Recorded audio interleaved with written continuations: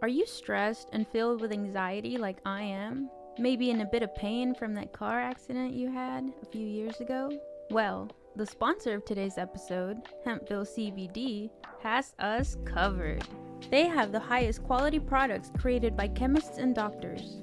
Hempville carries everything from CBD to THC dispensary grade without those despicable dispensary prices. Order your Delta 8, 9 edibles and vapes along with the THCA flower and get free shipping when you spend $50 or more at hempvillecbd.com. Check out the link in the description for more details.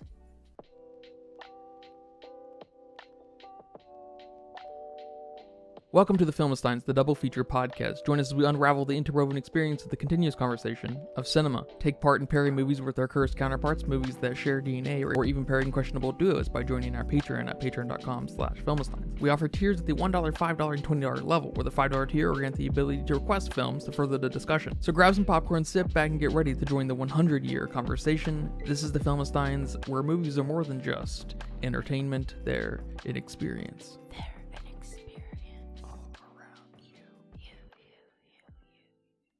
And welcome back to another episode of the Filmistines. Thank you for joining us today. I am joined today by my layered friend, Lucy. Hello, everyone. Is it because I wear layers because I'm cold? Or because I'm an onion? It's because you're an ogre. I'm an ogre. You can join us every Monday, Wednesday, and Friday for brand new episodes of the Filmistines. Some recent episodes include Wonka, A Star is Born, the 2018 Abomination, Bradley Cooper's Redemption, Maestro, the totally historically accurate Amadeus, and Nick Cage's new personal piece, Dream Scenario, which Lucy loved so very much. Remember to leave nice comments, concerns, thoughts, and ideas over on our Patreon at patreon.com/Filmistines. Please come by. Give us $1. Charity here. Today we are discussing the much requested film, old Chris Nolan's Inception from 2010. I've never seen this. Yeah, I'd never seen this either. By the time I had any interest in seeing it, it was by and large considered to be the film bros anthem movie. So I was like, I'm good. I missed my genuine chance to experience this. Now I just can't with this movie, and I still can't. I am happy to report back that I just can't with this movie. It's not great. It's fine. It's not bad. There's some really terrible things about it, but there's some really great things that kind of balance that out. But it's fine. So I'm very curious how you feel about a hugely celebrated movie. It does kind of I mean, I sort of take it back, of course, that it sort of does transcend just film bro mindsets. Roger Ebert loved it, back in the day. But I'm very curious how you feel about this, because I wouldn't say we're fans of Christopher Nolan at this point. I've enjoyed some of his work, but I don't love him like Ari Aster or Jordan Peele. He's kind of a Steven Spielberg oriented person, a little overrated, has made some majorly cool movies like Interstellar. But what do you think? Yeah. Let me start off by saying that this movie was not what I thought this movie was.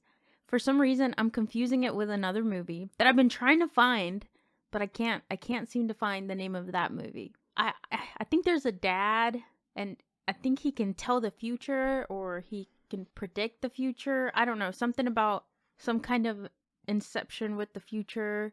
There's a phone call involved somewhere, a car crash, I think. I don't know, but I thought that's what this movie was, and it is definitely not. So I'd never seen this movie. I definitely heard of Inception, but again, not what I thought it was. So I didn't even know this movie existed. I guess this premise of this movie existed. But I think I'm right there with you. It was just okay. It was mildly entertaining, and there might have been a few maybe plot holes or inconsistencies, or maybe just me being confused, that completely kept this movie from being entertaining to me. Maybe I'm just too dumb for this movie. I don't know. the performances by some of these actors were pretty great, but then we had some that really brought this movie down. So I'm kind of at both sides of the spectrum with the performances and the characters. I mean, there's no doubt the cinematography of this movie was pretty great, especially some scenes that were pretty much something I'd never seen in a movie before. So visually, it was pretty good. It was a visually beautiful movie, but I mean, from Christopher Nolan, what else can we expect at this point? I liked it for what it was, like a heist film. Yeah. And there's definitely some that have done it better. Mm-hmm. Especially newer heist films.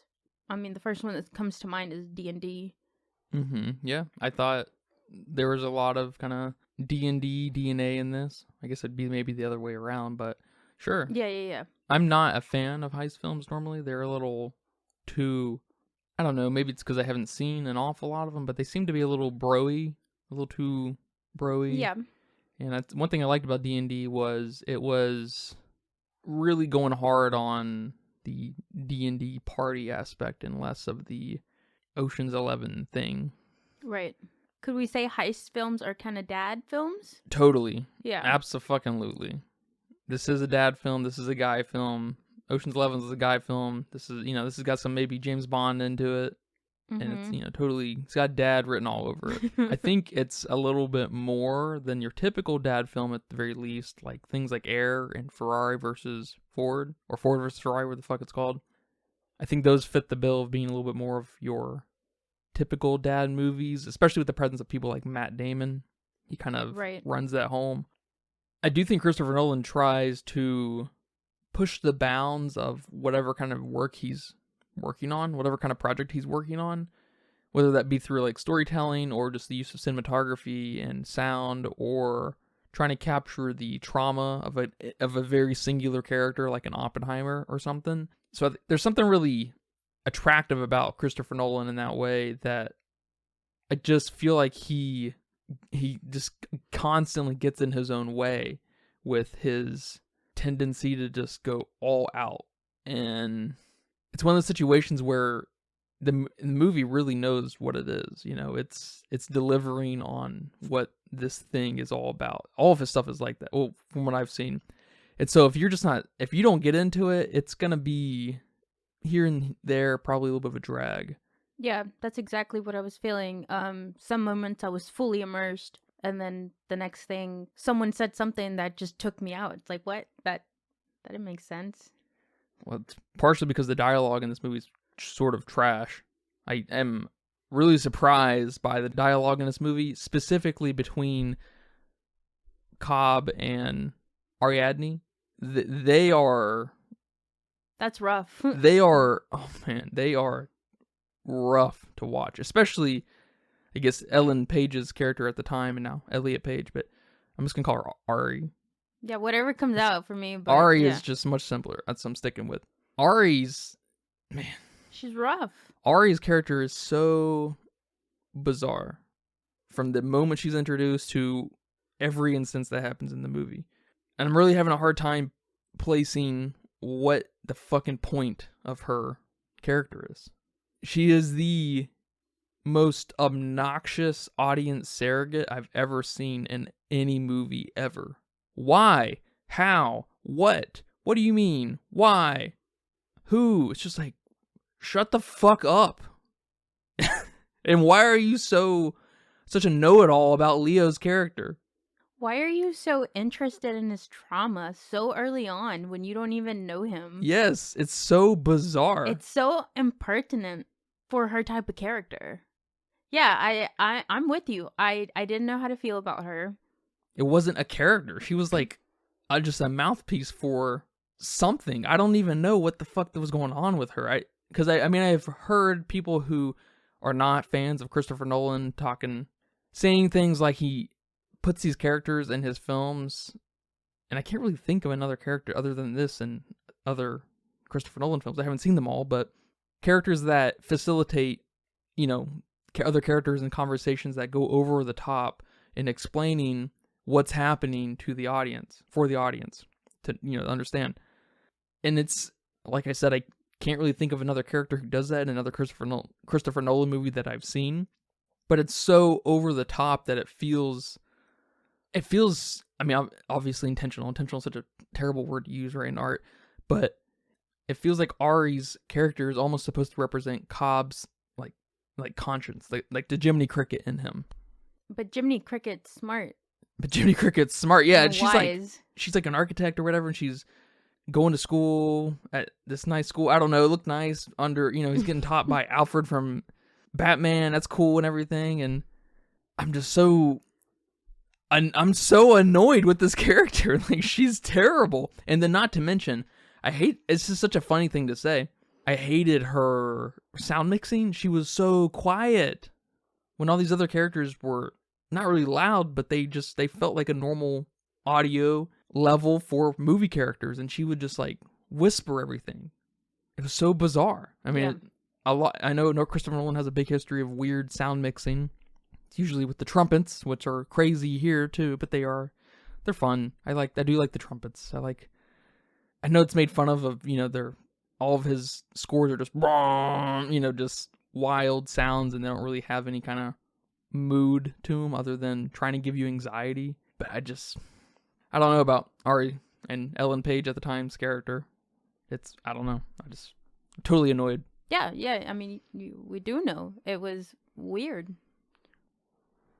Yeah, but she definitely annoyed me, and especially when he was trying to recruit her. Like, we were supposed to get that she was smart or something. I don't know. It was weird. It was weird with this character. And it's kind of like, what do you think about your audience? That you're making that this is your audience surrogate. That we're supposed to be asking all these questions all the time. That we're supposed to be so curious about what's down there in the elevator that we're gonna, break someone's confidence and just do it ourselves and be nosy or whatever. Like, no, I don't know. It didn't flow for me either. It's a funny thing because it begs the question, are you trying to answer questions so our imagination can work in other ways? But everything is answered.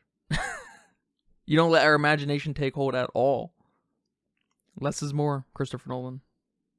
And to bring back a point you said earlier about the dialogue and how bad it was, I hate that because the dialogue here is so important. I mean, dialogue is important in a lot of films, yes.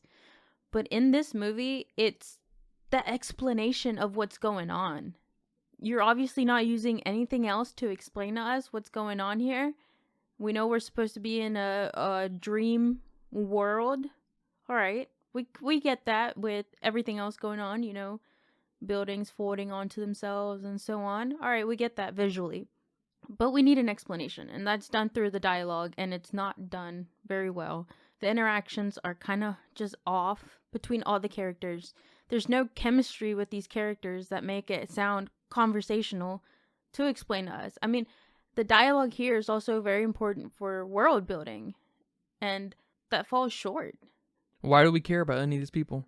Yeah, I don't care about any of these people, except the person they're trying to attack. I know, right? Cillian's the most interesting person. Yes, Robert here is, the victim. Let's fight for Robert. But even with the dialogue, they're covering some really interesting ideas with the nature of reality and dreams and subconscious and whatnot. And they're just doing it in a way that's like too wordy. Here you go. Here's kind of the definitions. Write them down. Learn them so you can follow what's going on. It's weirdly too logical. Yeah. And sterile. Yes. So, I'm for that in the proper setting, but not while I'm trying to watch a movie. I'm not trying to learn anything here so I can watch a movie. I'm not trying to pause the movie to find out what's going on. And this is also one of my faults, that I'm a little bit impatient and I want to get what's going on, and it'll be later explained to me.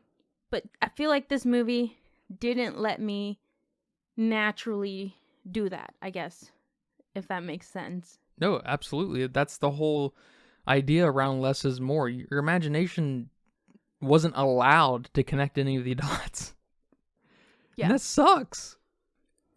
I guess while we're on the point, I also really didn't like the literal interactions and so-called chemistry between Cobb and Maul. Is that her name? Yes, his the wife. It was so not good. I was just like, this is so... I don't know what I want out of it, but it just is not working for me. I don't get a sense of any kind of history or relationship with these people. Yeah, the only time I got that was when they were old. So it wasn't even them two. It was the two old, maybe actors or whatever, however they did that. Yeah. And that's when I got a sense of, oh, they went through a life together. But yeah, that was it. I didn't care that they had kids. I didn't really care that he wanted to go back to the kids. I was so confused on whether she really killed herself or not the whole time that I didn't know how to feel. Again, maybe I'm not his type of audience. Maybe I need a PhD in Dreamology. Yeah, maybe the film's too smart for us. I like a little emotion, typically, in my film. And this film, with all of its bells and whistles, is among the most soulless films I've ever seen of this kind of production. Because, like, again, it's definitely not a bad film. It's really not even just a fine film. It's got some really cool things about it, and it should definitely be seen by everyone who cares about film. But I also think that's typical of a heist film. Is not it having that emotion? Okay. I think so. I haven't seen many. I can't name any right now off the top of my head. Except maybe like some of the newer ones, but I think it's more of a let's get from here to here to here to here. So there's not that much room for emotion, but when you do introduce emotion to these types of movies, it can make them so much better. And the only ounce of emotion we got here was with Robert Fisher and his dad. That was probably my favorite part of the movie, when we were in the big safe vault. The safe within the safe within the safe? Yeah. Or not yet. When we were in the safe within a safe within a safe, and him talking to his dad on his deathbed. That was probably my favorite part of the movie right there. Mm-hmm. I'm like, damn, I wish we could have gotten more out of their relationship and their relationship with their business, and then Sato's relationship with his business and their fear around, this mega corporation kind of taking over the world and energy consumption or energy supply. Aren't they an energy company? I think that's what they were. Yeah, one of the other things I wish we would have gotten more of is other people's subconscious. Because that's one of the main themes here in this movie, is the subconscious and Cobb's guilt he has with Maul. So we see her literally trying to destroy everything, kidnapping Robert, doing very bad, malicious things. But we don't see other people's demons, so to speak, anywhere else. Yeah, and you would think, because he's so prolific and so learned about the craft of Inception, that he'd have complete control over that, and other people would be having a little bit more of an issue with that. Yes, and that's what I'm getting to here. Are they really highly trained, and this guy just is going through a really rough time? But no, the girl is so new that she don't have time for training. And even Mr. Sato is, what do they call him? A tourist of this dream world. You think he'd be really dangerous. And even... to bring along. Yes. And even Yusuf, which he's not trained either. I don't think he goes around and goes into people's dreams and all that mess. I think he has his own underground thing going on, but he doesn't actually do what Leo does or Cobb does.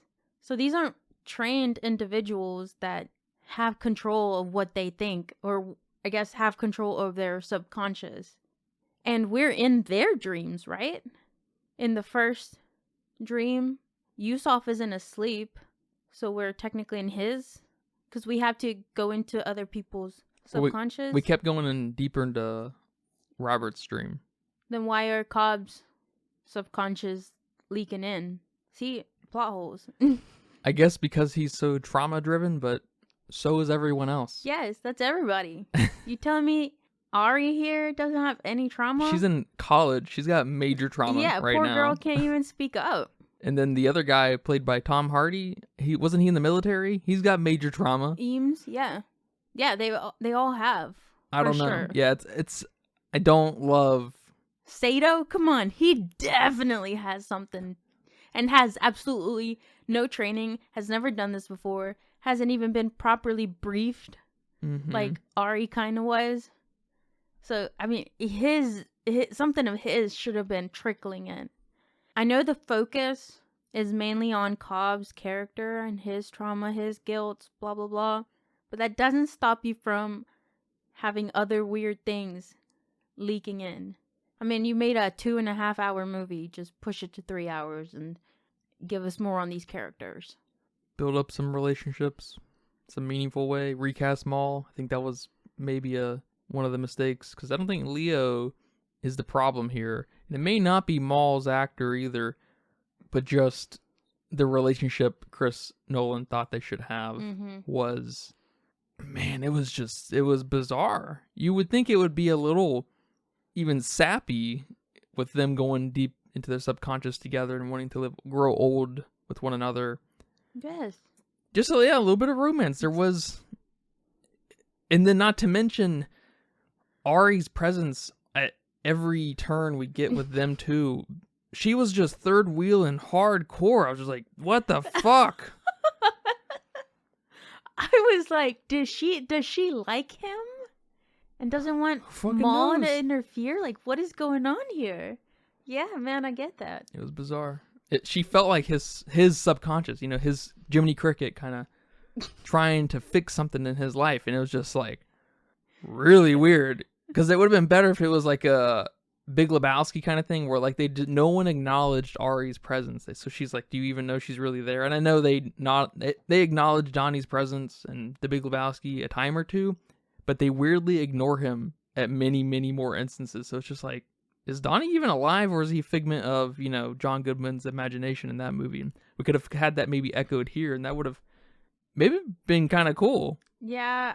Especially because it would have worked a little bit more, because maybe Arthur and Eames, they think Ari's real when they're in the dream because because Leo's character is projecting her, but she's not actually there. She's not on the plane. Maybe she's connected some other way. I don't know. I'm not sure how that'd work, but something like that. But yeah, or even something like Tinkerbell. You know? And I guess it is also worth saying that is anything in the movie actually happening though too? Is all of this happening in Cobb's mind from the get-go? Mm-hmm. And that could help justify her obnoxiousness, and that she is that Jiminy Cricket. She's not the kind of Jiminy Cricket that provides answers. She's the ones that make you feel like shit constantly, because she's got to make you face it constantly with, explaining yourself. Yeah, but she wasn't radical enough for that to work. Yeah, her performance wasn't strong enough. Yeah. She didn't have any kind of power behind her performance. Yeah. She was, it was pretty lousy. It was pretty lousy. I don't know if Ellen Page and Elliot Page has that thing about them where they're just kind of a subdued side character. They can't really have that. They don't have the oomph to play a major character. But she in this is just, I just can't. It's obnoxious. Her character is obnoxious, and if she's supposed to be obnoxious, man, she was. Good job. You annoyed me. Yeah. She was so obnoxious that she should have made Cobb snap, I feel like.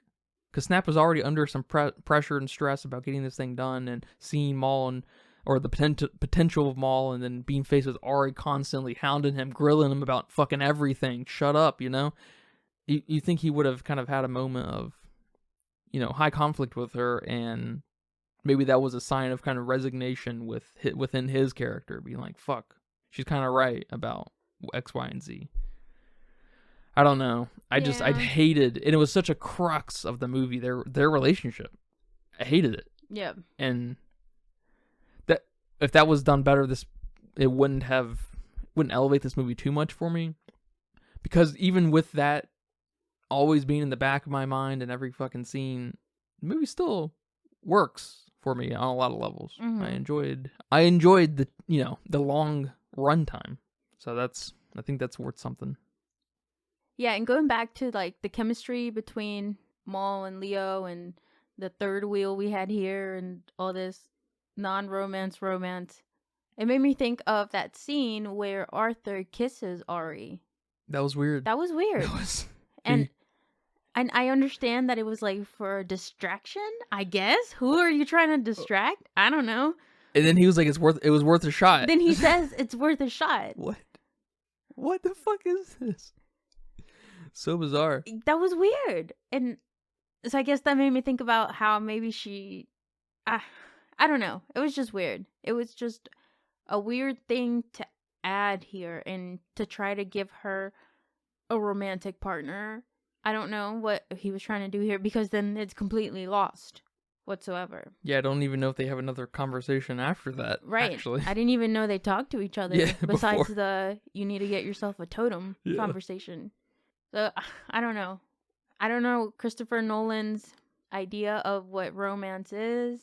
None of his movies that I've seen have been very romantic. I guess besides Oppenheimer, no one else has partners like that. I don't know, but definitely weird.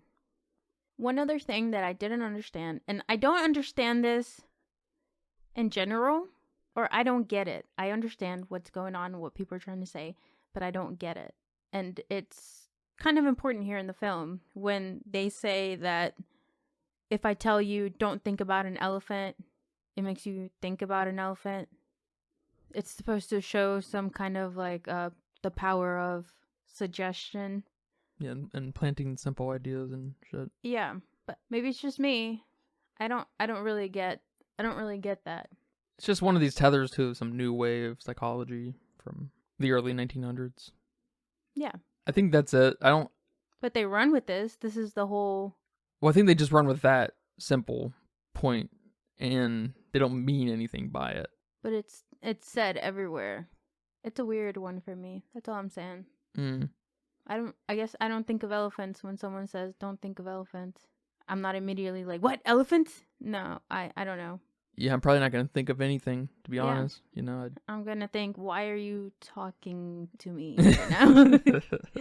I mean, I like the whole angle of kind of planting these simple ideas and letting them unfold in a natural or to become a little bit more of an intricate thought. And you need to go within 3 levels of someone's subconscious to truly plant that. But the idea of just saying don't think of an elephant is enough. Can suffice it. I don't know, man. It brings up the MacGuffin of the whole situation in that people in this world train to combat and defend themselves against these infiltrators, these extractors, I guess. Which, okay, that's okay. I don't love that because especially apparently it helps facilitate action sequences, which are probably the second worst thing about the movie. Or our action sequences, they are not good. Yeah, even our boy Leo. Sorry, Leo. You can't do action. And I don't think it's a cinematography or editing problem. I think this is a total direction issue. And that these action sequences suck. Like they're really bad. I couldn't believe how bad these action sequences were, and these tumbles that people were making in, when they fell off the bike and everything. It's just like I don't even know what to say about them. They were really bad. It kind of reminded me of fighting, which maybe is something to say about the lack of depth with these characters and NPC type things happening in your mind. But it reminded me of just, going crazy on characters in video games. You got this fort to infiltrate a game. You know how the AI works, so you're just gonna fucking run amok and destroy everything perfectly. It's just gonna, I don't know. It's like that's fun in the game, I guess it can be, but it felt like these characters were just kind of killing NPCs, and there was no real threat, even with Yusuf, running or driving away and getting kind of run off the road and everything, and it just didn't feel all that threatening. Mm-hmm. Especially because in those instances, they got a little too happy with taking what was happening in Yusuf's world or level and it being displayed in a variety of ways in the next deeper level. It was cool, but it just felt like, yeah, but you're sacrificing any kind of urgency and emergency in Yusuf's level at the for. I mean, I will say the coolest so-called action sequence was probably when Yusuf's car was flipping and Arthur was having to fight these guys in a rotating room. Yeah. And then everything started floating because they fell off a bridge, and like that was cool. And I did like, I guess my favorite part of Yusuf's action sequence was when he was falling slowly into the water. That was fun. Us going back to that constantly, but everything that led up to that was just so boring. So, I don't know, it felt a little, I don't know, pedestrian for this kind of movie. I feel like Christopher Nolan's a little better than this. I don't know about 2010 Christopher Nolan maybe, but I feel like he's a little better than these motorcycle car action sequences like this, displayed in this way, performed this way. It's just like, what happened? I don't know. Yeah, I'm not sure. It was bad. And then like the snow scene was not as bad because the enemies, the bad guys weren't right on top of our heroes. So we were able to make, fun cuts to explosions and stuff and everything. It was like, okay. And now it feels even cheaper. But it looks better, I will say. It feels cheaper, but it looks better. Yeah, I guess Christopher Nolan has to make something blow up. He does. Yeah, that's true, isn't it? Yeah. He's not an action director. No, he's really not. And again, I haven't seen most of his filmography, so I can't say, but the few I've seen, yeah, he's not an action guy. Leo needs to learn how to point a gun and make sure there's some recoil. And Christopher Nolan needs to know that that's a thing, and he needs to direct Leo and tell him, hey, dude, you need to pretend like you're shooting and actually point at the person. Thank you. Yes. Because that was bad in the beginning. That was bad. Yeah, that was bad. It did get better, but I did like, though, some of the visual things we saw, especially when Leo and Ari here are introduced. Or I guess he's introducing her to the dream stuff, and they're in Paris sitting, and all of a sudden we have things just exploding and shit falling and buildings turning onto themselves. That was pretty cool. That was pretty cool to watch. And I did want to say that when she's making those mirrors turn onto themselves and one of them broke, it startled me a little. I will admit that. So I was captivated enough that it startled. So that's good. I also really like the idea of the totems. I thought that was a pretty clever thing to include here. I did not like that Ari's totem was a fucking bishop. There may be more to that. I don't know about the history of the chess pieces. I think they just picked a chess piece to tell us how smart she is. I don't know, to kind of symbolize that in a way. I don't think it mattered what the actual chess piece was, but why did you have to pick the lamest one? It bothered me a little too much. Yeah, and that didn't even come back up. Yeah. With her, we might as well not even seen it. And then we have Arthur showing her what his was, what his totem was. That was bizarre. That just seems like something you want to keep hidden. I know she doesn't know the weight of it, but she's only got to guess. But she's sides. a genius. But you're right. She's a genius. She'll guess it. And then I didn't think about this until I was looking stuff up online. But some people were saying that Cobb's actual totem was his wedding ring. I don't know if that makes sense, but it does make sense that the spinny thingy is not his totem, because that was Maul's totem. And so people like to bring in when he's wearing that engagement ring and when he's not wearing that engagement ring. So I thought that was pretty cool. I wish we would have gotten that in the movie. We would have gotten at least a little hint that that's supposed to be his totem. I'm not watching his hands the whole time. Maybe if he would have done more with his hands, I could see that. But apparently that's one of the signs that the end of the movie was a reality because he was wearing his totem or something, apparently. When he went to go see his kids? When he went to go see his kids. Do you think it was reality or still a dream? Well, at first I thought that it was reality because we saw the kid's face and they made a huge point of that, of him not being able to see his kid's face, and then we finally did. But when the top didn't stop spinning, I wasn't too sure, which was his intention, right? To leave us questioning. Let's all talk about it. Yeah, sure, totally, absolutely. I mean, it made me ask. I don't think tops spin that long. On like a regular S table like that. Yeah. Yeah, it's a funny thing because I don't think there's a lot of setup for it to go one way or the other. I don't think it's very important. I think what is important is whichever outcome it is, it doesn't matter because he's accepted that, you know, I mean, I guess he's accepted that it's okay. He's accepted to, he finally convinced himself that it's okay to move on after Maul. Yeah, that's nice. But me as the audience, I want to know, because Maul killed herself, supposedly, to go back to her reality, even though he tricked her. I don't know. That I'm still trying to piece that together. Yeah, I don't love that thread. Yeah, when we were, I don't know, it's a bit confusing.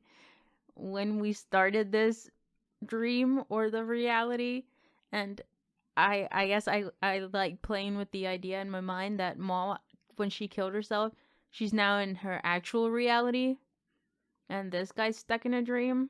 So she was right. I don't know. So I like thinking about that. That'd be kind of cool, but I don't know, and I would like to know if she really dead. Can I feel sad for her now? I don't know.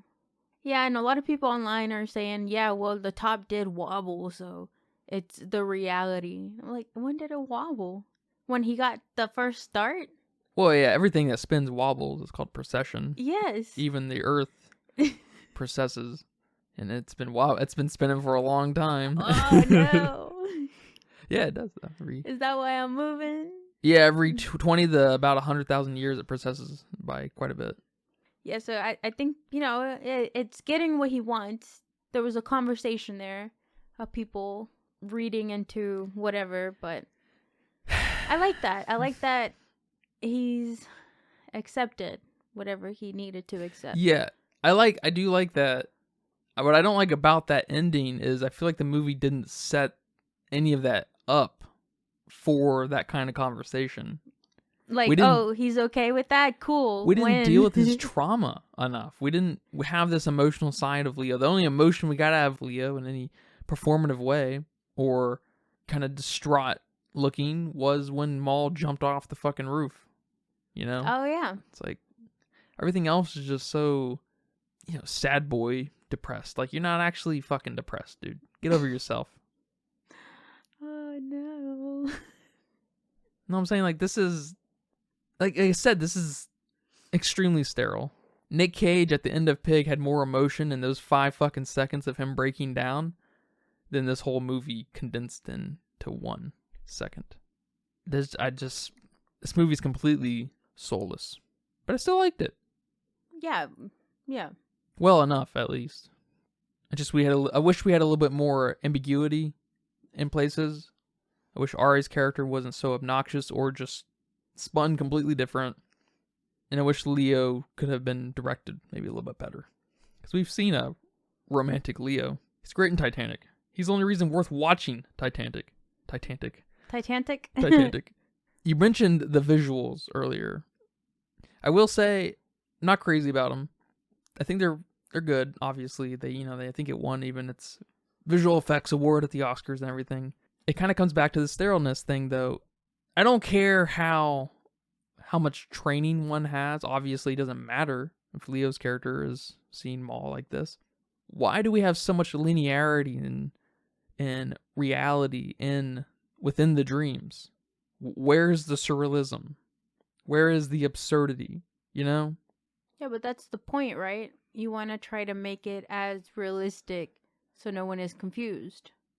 So whoever, in this case, Robert Fisher's character doesn't realize he's dreaming.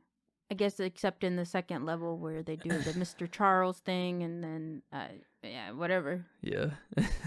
But isn't that kind of the funny thing, that you'd want some non-linearity to your dream to help prove that it's a dream? I mean, they kind of spun that with the second layer, right? Where he's like, you're in a dream, you know.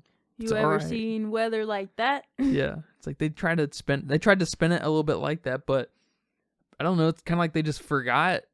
Because I mean, I guess after that second layer, it didn't matter because Robert knew, and so they went to the third level, and he was trying to get to the safe and everything, and they were working together. All of a sudden, they recruited him.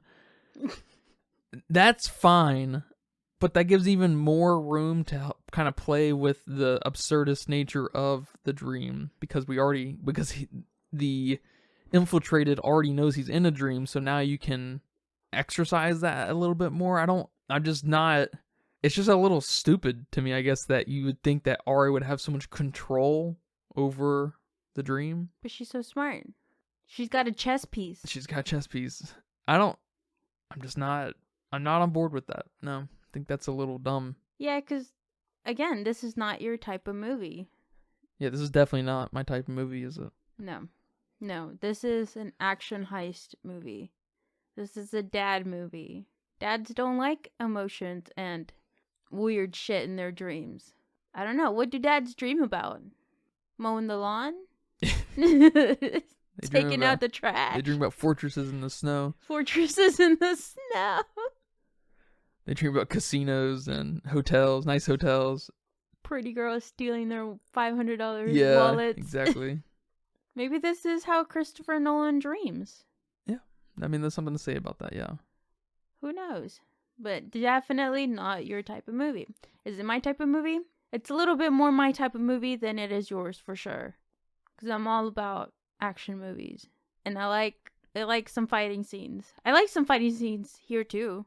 Some chasing scenes. I like those. If you can do them really well, awesome. But yeah, if you can add some emotion to these types of films, I think they definitely make them better. Yeah, like RRR. Oh my god, yes. There you go. There's your perfect blend of action and emotion. Mm-hmm. Like you said, earlier, why do we care for these characters? Yeah, I don't care about any of these people. Make me care. It's not that hard. Hundreds of movies have done it before.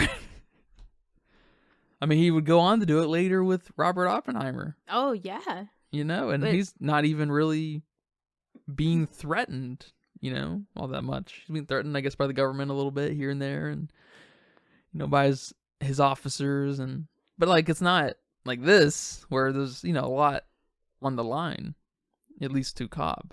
Yeah. I mean, I guess to everyone, because everyone has this chance of losing themselves in the dream, or everyone's life is at stake. I do like that they play with the whole kick and jolt sensation element. I love that. I think that's where a little bit of the cleverness comes in, because who doesn't experience that when they're dreaming? Yeah. Who hasn't? I mean, I feel like I've experienced it quite often, especially because I'm so quick to fall asleep. And especially at school. Man, was that embarrassing when that happened to you at school and you gotta look around and see if anyone saw your dumb ass just fall in your dream. And you wake up. You still got drool on the side of your mouth. But that was cool. I like them playing with that. Yeah, that was very cool. And I like how that kind of got represented in the dreams too. That was very cool. Why is this movie loved? And why is it so psychoanalyzed? It doesn't feel that deep. Maybe I'm not that smart, but they don't leave a lot to think about. It's just a little bit of a bizarre blend of fandom around this movie. I don't know why it's loved the way it is. It's fine.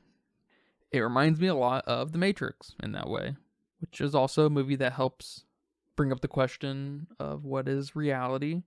I'll tell you what, though. I'll take this over The Matrix any day. Yeah, The Matrix is a authentically bad movie. This is not, by any stretch of the imagination, a bad movie. No. The only bad thing here is, I'll repeat, is Ari and Cobb's relationship. That's the only thing that's totally needs to be rethought. Yeah, I'm not sure why this movie is as beloved as it is. Could it be just the man himself? It did come out right after The Dark Knight, so this is arguably prime time for Christopher Nolan. Is it the kind of idea of something being clever and you getting it? So you kind of want to... Maybe everybody collectively gets it and feels like it's kind of a smart idea, and so there's this collective, twirling your wine around and got your thinking cap on. Right. So maybe a little bit of that. Or is it that it's a pretty good dad film? Definitely a little bit of all these elements. I mean, everyone loves when a movie is thought-provoking. This is not one of those, but I think people would like to think it's one of those. Like, oh, we can start a conversation about... if he's in a dream or not. If he's in a dream. What's reality? They're kind of... your subconscious. They're all kind of non-issue. Like, it's... what do you dream about at night? It feels like a bunch of soft brain conversations. But he does it here in such a fun way. And again, people believe in it so clever that it's not a soft conversation to them. It's a real conversation. Especially at the time. I mean, I wasn't at the time when this film came out, so I don't know. Especially around the circle of people who actually discussed films. So I don't know. But there's definitely something there. It was very highly reviewed. Well, man, that was a talk. Thank you for that and watching this movie with me. You're welcome. Thank you for showing me what Inception really is. Yeah, now I gotta find that other movie. Yeah, I know, right? I'm curious. You've been cultured. I've been cultured. This is arguably Christopher Nolan's biggest film, most famous film. Wow. It gives me a little bit of Fight Club. You got that feeling too. Yeah. I felt the exact same way, watching it and reading about it. Yes, both. Yes. Not sure why. Maybe it's the whole dad thing, the whole dude thing. Because there wasn't anything here about masculinity, but maybe just that reception, too. I don't know. Do you have a budget guess for me today? I do. This was a little hard, because there was a lot of things here. A lot of moving parts. So I went with 90 million. I know Christopher Nolan tends to go on the higher side. So I feel like I might be a little bit on the lower side. But then my Dunkirk guess was a lot higher than I thought. So not sure. So I went with 90. It says here that it was $160 million. What? $160 million? Why? That's pretty wild. That's insane. Is that the highest I've heard? Yeah. So far, I think, yeah. Holy poops. It's got to be in the pantheon of the most expensive movies ever. It's got to be. But that's okay, because it went on to make $839 million. So holy crap. It did just short of Oppenheimer, really. Wow. I'm speechless. It's awesome. It was a total zeitgeist kind of thing at the time. I remember it's one of those things when it's happening, you're like, I haven't seen Interstellar, and they're like, what? You haven't seen it? It's like, yeah, I guess it's like, well, it looks kind of boring, Yeah, and it went on to win a bunch of awards and whatever. Won 4 Oscars: cinematography, sound editing, sound mixing, and visual effects. Okay. I don't know what came out in 2010 besides I don't Insidious. Oh, Insidious did? Yeah, I think so. So I'm not sure what the competition was, Yeah, Insidious was not competition, I promise you. That's funny. Just for a little touchstone on the reception of the internet, the world. This has got a really crazy sample size of over on Letterboxd, 2.95 million. That's maybe the most I've seen actually on the app, and it's 4.2. 4.2. Excuse me. It's good. but not that good. Yeah, it's, again, it reminds me of The Matrix. It's really not that thoughtful. It's really not that good.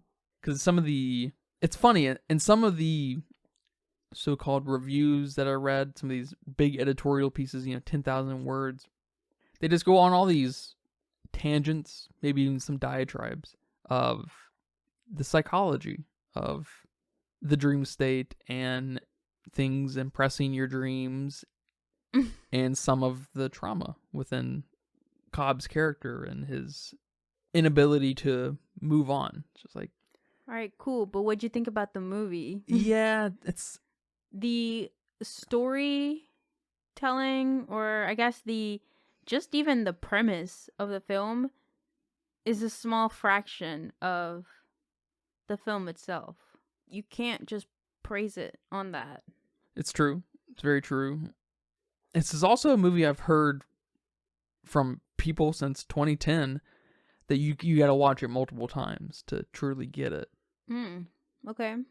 And after watching it, or even while watching it, I was just like, why the fuck would I watch this more than once? What is so complicated about this?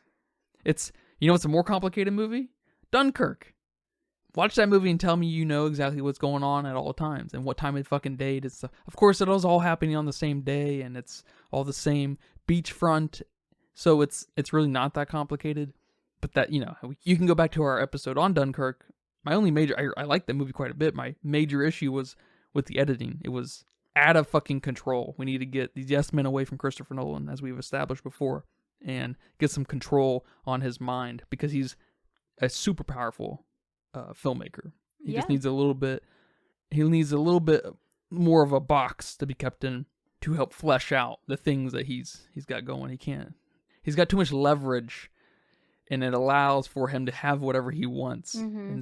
And I want to say Emma Thomas is there to shut him the fuck up. His wife, of course, right? But I'm beginning to think, I don't think so. I think she may be part of that power couple thing where they have a hard time telling them no. Ah, gotcha.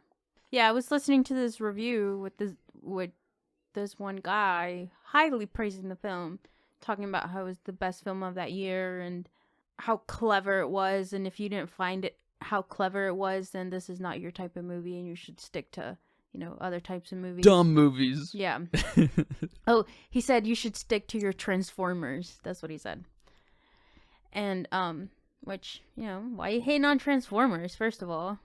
But anyway. This is better than Transformers. You can like both. Can like both. There's absolutely no clever or Transformers here. Absolutely. But anyway, that's another day's discussion. But he said, and I just found this so hilarious, he said that on the 8th day, God created Christopher Nolan. And on the 9th day, Christopher Nolan started making movies. And I was astonished that someone put that on the internet. Yeah, that takes some balls. Yeah. That's fine. Somebody's got to say it, Look, cars that transform into robots and start fucking beating the shit out of each other, that's awesome. Yeah, and it's really not that much less complicated than this as far as its premise. Yeah. No, it's fine. Yeah, no shame in liking robots. I mean, in liking Transformers. No shame. I would be embarrassed personally, but I know you love Transformers. I do. Soft spot for Transformers. Do you like the older Michael Bay ones more than like the recent couple ones? The one we watched last year at least. I don't know. I like Shia LaBeouf, so I'm kind of cool. Partial to those. But then with the new, well, I can't even say that. I was gonna say with the new technology, they look cooler. But then, man, that last one was a little bit rough, cinematography wise and CG wise. So I don't know. That's fine. I'm happy for you and I'll be happy to watch those kinds of movies going forward. Thank you. You're welcome. What would you give this on your letterbox? Roughly. I was stuck between a 2.5 and a 3, but I think after our conversation, I'm sticking with a 2.5. How about that? Nothing any one of us said made me go, oh yeah. Mm-hmm. Or have a dun dun dun moment. So the soullessness is really the problem with this movie. I don't know, it's just not. Yeah, I would give this movie probably a 2.5. Yeah, we're on the same page. I'm leaning on the other side though, to 2.5. Oh, okay. The presence of Ari is holding me back completely. She was rough. Yeah. I was really stuck on that the entire movie. I was just every time she was good. Yeah, I know. It's really not when you're stuck on one little stupid tick type thing. But every time she said something, I couldn't believe what I was hearing. I was like, there is no way this is this bad. It's like that one annoying person and you're like, oh, you're still here? She's still there. Yeah. All right, you guys, thank you for listening to this episode of the Filmistines. Hopefully we didn't trigger too many of you. This is... You want to give him the suicide hotline number? Maybe we're too dumb, you know? We don't like The Matrix either. Maybe there's some common thread there. Yeah, maybe we're too dumb. I'm fine with that. Me too. Remember, we post every Monday, Wednesday, and Friday with brand new episodes over on patreon.com/Filmistines and Google Podcasts, Apple Podcasts, Pandora, Spotify, all the goods. Come check us out. Come by. Give us $1. Leave a nice review. Leave a comment. Recommend a movie. I don't care. But until next time, take care. Bye-bye. Bye-bye. And that's a wrap for today's episode of the Filmistines. Thanks for tuning in and joining us on our cinematic journey. We hope you enjoyed our discussion and gained some new insights and perspectives in the world of movies. Don't forget to subscribe to our podcast on your favorite platform, especially Patreon at patreon.com/Filmistines. And follow us on social media for more film-related content. We love hearing from our listeners, so if you have any feedback, suggestions, movie recommendations, or book recommendations, please feel free to reach out to us. Until next time, keep watching, keep loving the magic of movies. This is the Filmistines, signing off.